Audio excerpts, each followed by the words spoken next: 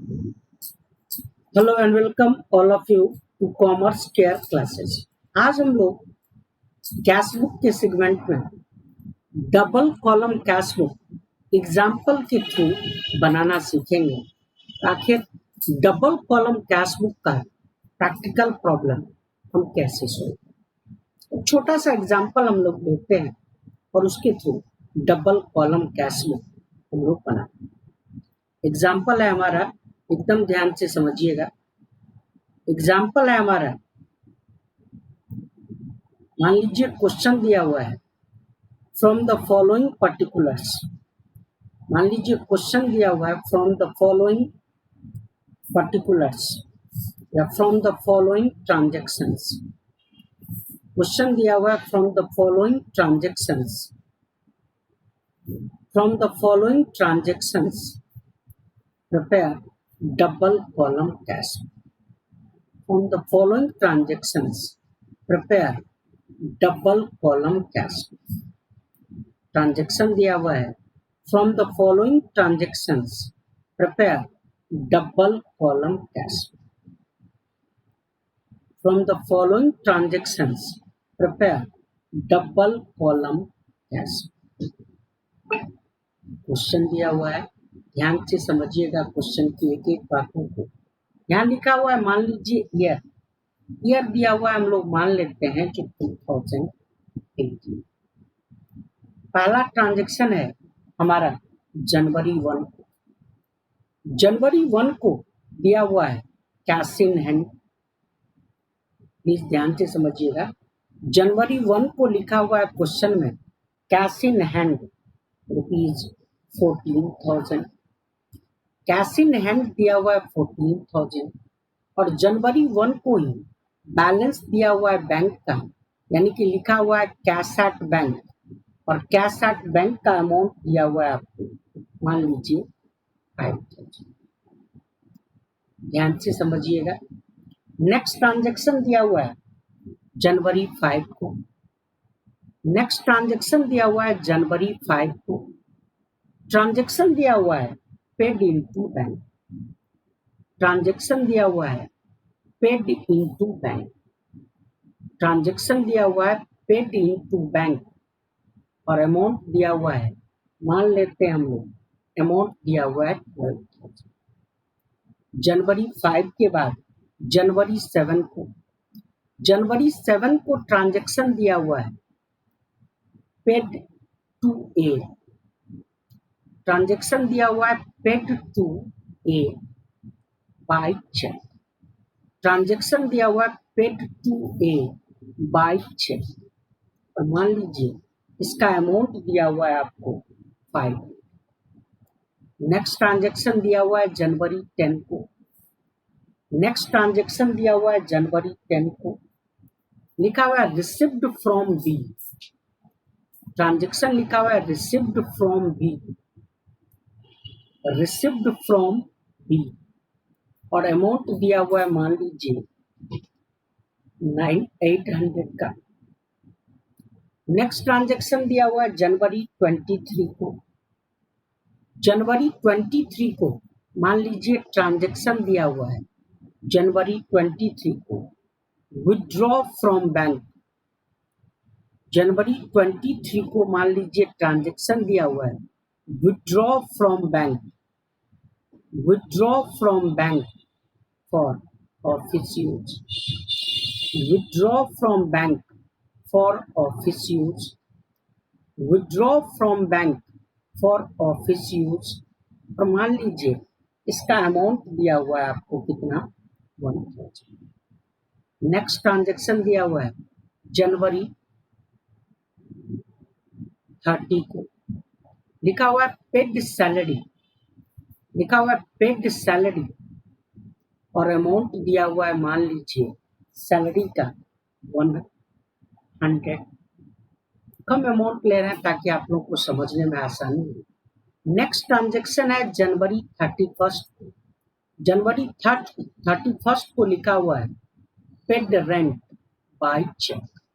जनवरी 31 को लिखा हुआ है पेड रेंट बाय चेक और मान लीजिए पेड रेंट बाय चेक का अमाउंट दिया हुआ है आपको 400, मान लीजिए 5, ये ट्रांजेक्शन दिया हुआ।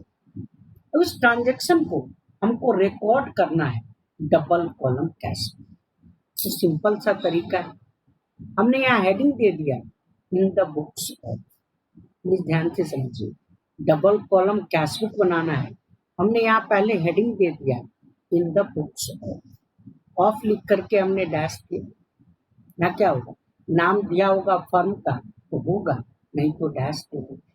अब इसके नीचे या तो हम लोग लिख सकते हैं कैश बुक या डबल कॉलम कैश बुक या 2 कॉलम कैश बुक, हम लोग कुछ भी लिख सकते हैं, तीनों में से कोई भी वर्ड यूज कर सकते हैं। हमने कैश बुक का फॉर्मेट ड्रॉ किया, एकदम ध्यान से देखिएगा, हमने कैश बुक का फॉर्मेट ड्रॉ, इधर हमने लिख दिया डेबिट, इधर हमने लिख दिया क्रेडिट।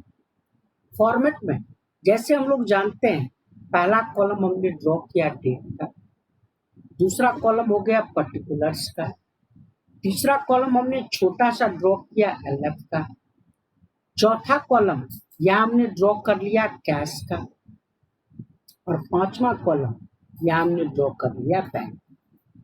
हमने डेबिट में 5 कॉलम ड्रॉ कर लिए, डेट, पर्टिकुलर्स, एलएफ, कैश और बैंक। सिमिलर क्रेडिट में भी हमने 5 कॉलम ड्रॉ कर लिया, क्रेडिट में भी हमने कॉलम ड्रॉ कर लिया डेट, पर्टिकुलर्स, एलएफ, फिर हमने कॉलम ड्रॉ कर लिया किसका, कैश का, और अगेन हमने कॉलम ड्रॉ कर दिया किसका, बैंक। कॉलम ड्रॉ करने के बाद मैंने सिंपल तरीका प्रीवियस क्लास में बताया था कि 2 तरीका है कैश बुक के क्वेश्चन को सॉल्व करने। एक तरीका है आप जर्नल एंट्री कर लीजिए, क्वेश्चन में ढूंढिए कैश और बैंक को, अगर कैश और बैंक है तो उसका अपोजिट पार्ट देखिए, अपोजिट पार्ट है तो डेबिट में लिखिए, और है तो क्रेडिट में। दूसरा और आसान सा तरीका है जो डबल कॉलम कैश बुक में हम लोग किसके ट्रांजैक्शन को रिकॉर्ड करते हैं, कैश एंड बैंक के ट्रांजैक्शन। प्लीज ध्यान से और एकदम ध्यान से समझिएगा, डबल कॉलम कैश बुक में हम लोग किसके ट्रांजैक्शन को रिकॉर्ड करते हैं, कैश एंड बैंक के ट्रांजैक्शन। कैश और बैंक दोनों ही हमारा क्या होता है, एसेट्स। कैश और बैंक दोनों ही हमारा क्या होता है, एसेट्स। हम लोग जानते हैं एसेट्स हमेशा कौन सा बैलेंस होता है, डेबिट बैलेंस। हम लोग ये जानते हैं एसेट्स हमेशा कौन सा बैलेंस होता है, डेबिट बैलेंस। देखना है 2 सिचुएशन, अगर किसी भी ट्रांजैक्शन से कैश या बैंक का अमाउंट बढ़ेगा उसको कहाँ लिखेंगे, डेबिट में, और अमाउंट कैश या बैंक का घटेगा तो कहाँ लिखेंगे, तो क्योंकि कैश और बैंक हमारा क्या होता है, एसेट्स। एसेट्स हमेशा कौन सा बैलेंस होता है, डेबिट बैलेंस। तो देखना है तो कैश या बैंक का अमाउंट इंक्रीज हो रहा है या डिक्रीज हो रहा है।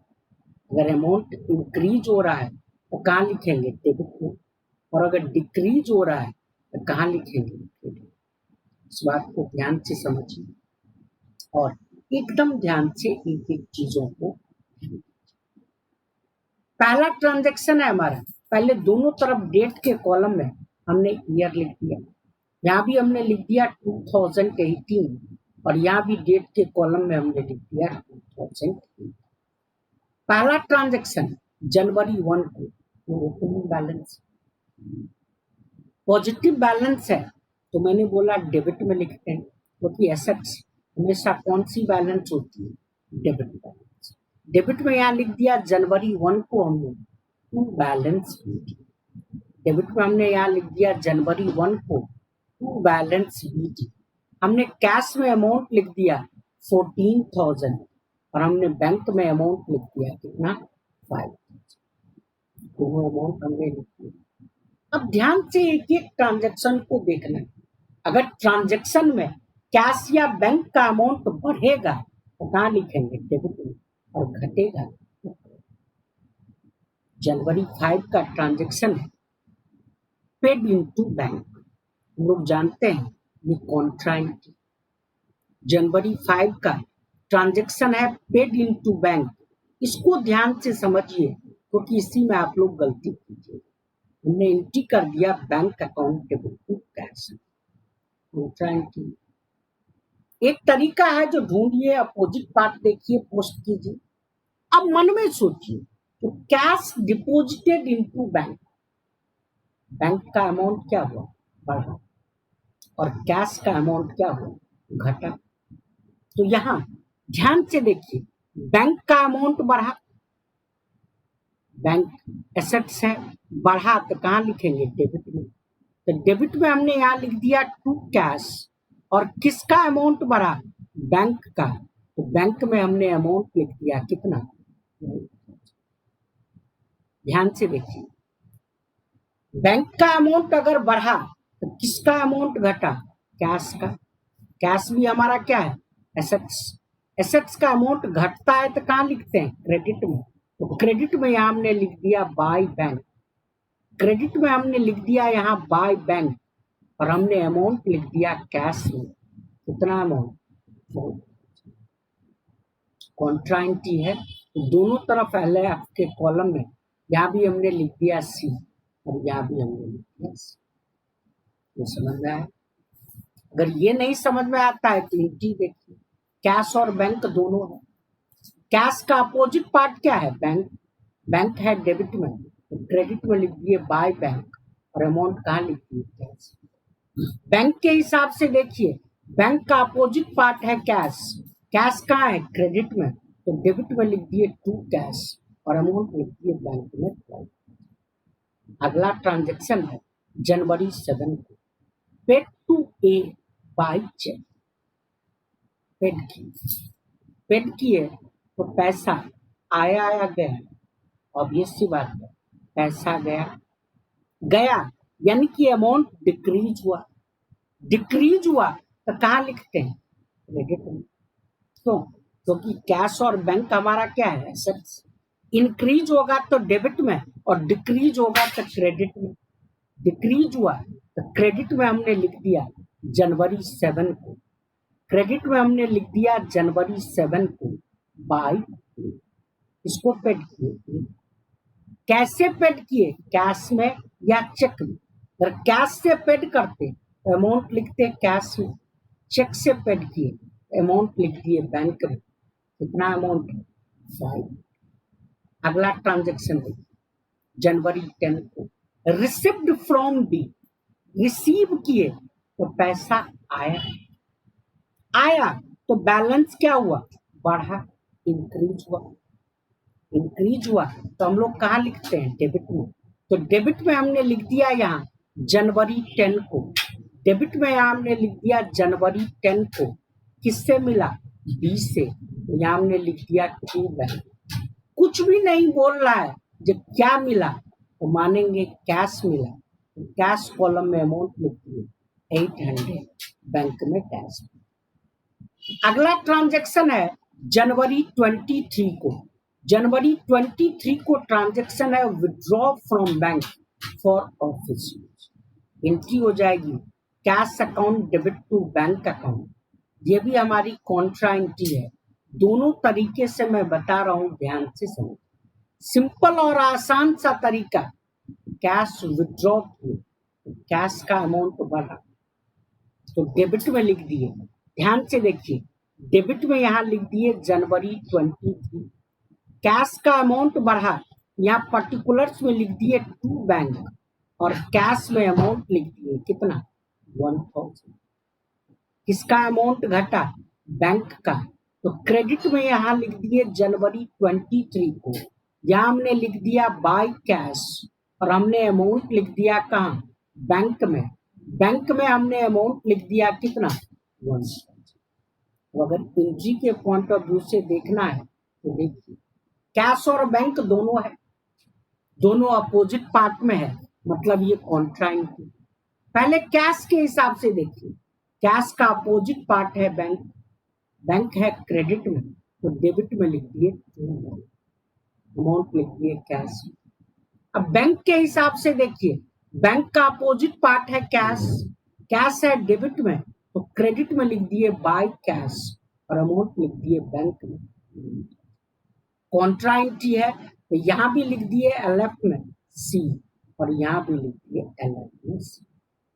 अगला ट्रांजैक्शन है जनवरी 30 को पेड सैलरी, पेड की पैसा आया या गया, ऑब्वियस सी बात है गया, गया मतलब अमाउंट डिक्रीज हुआ, डिक्रीज हुआ तो कहाँ लिखते हैं क्रेडिट में, तो क्रेडिट में यहां हमने लिख दिया जनवरी 30 को, क्रेडिट में यहां हमने लिख दिया जनवरी 30 को, यहां हमने लिख दिया बाय सैलरी, क्रेडिट में यहां हमने लिख दिया जनवरी 30 को बाय सैलरी। कुछ भी नहीं बोल रहा है कैसे दिए, तो ऑब्वियस सी बात है कैश में दिए, तो कैश में अमाउंट लिख दिए 100, बैंक में डैश। अगला ट्रांजैक्शन है जनवरी 31 को पेड रेंट बाय चेक, अगला ट्रांजैक्शन है जनवरी 31 को paid rent by cheque, paid की पैसा बढ़ा या घटा, ऑब्वियस सी बात है घटा, डिक्रीज हुआ तो कहाँ लिखेंगे क्रेडिट में, क्रेडिट में यहां हमने लिख दिया जनवरी 31 को, क्रेडिट में यहां हमने लिख दिया बाय रेंट, अमाउंट डिक्रीज हुआ और पेमेंट कैसे किए चेक से, तो यहां हमने बैंक में अमाउंट लिख दिया कितना, सारे ट्रांजैक्शन को हमने रिकॉर्ड कर लिया।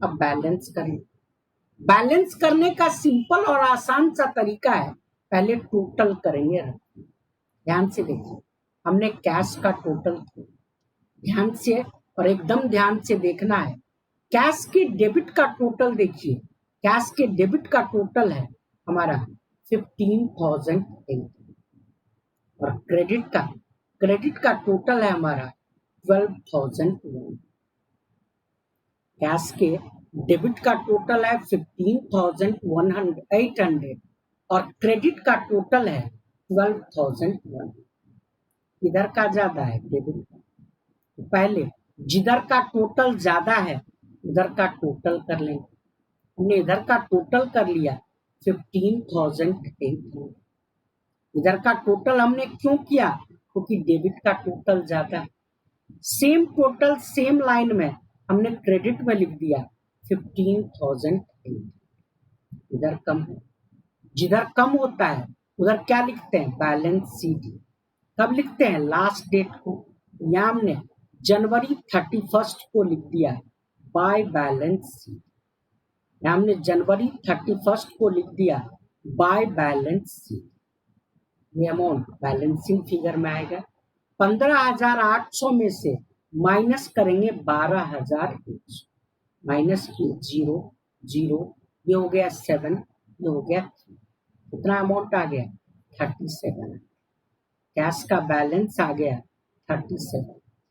अब सिमिलर काम करेंगे बैंक का भी टोटल करेंगे रफ में, डेबिट का और क्रेडिट, टोटल करके पहले ध्यान से देखिए, डेबिट का टोटल आ रहा है कितना हमारा 17,000 और क्रेडिट का टोटल देखिए, क्रेडिट का टोटल कितना आ रहा है 2,000, डेबिट का टोटल 17,000 और क्रेडिट का टोटल कितना 2,000, इधर का ज्यादा डेबिट का, तो पहले इसका भी डेबिट का टोटल कर लेंगे, हमने डेबिट का टोटल कर लिया कितना 17,000, सेम टोटल हमने यहाँ क्रेडिट में लिख दिया कितना 17,000, क्रेडिट कम है, क्रेडिट जितने से कम है उसको क्या लिखते हैं बैलेंस शीट, पहले डिफरेंस निकालेंगे, कितना डिफरेंस आया 15,000, बाय बैलेंस सीडी पहले लिख ही चुके हैं, या हमने सीडी में अमाउंट लिख दिया कितना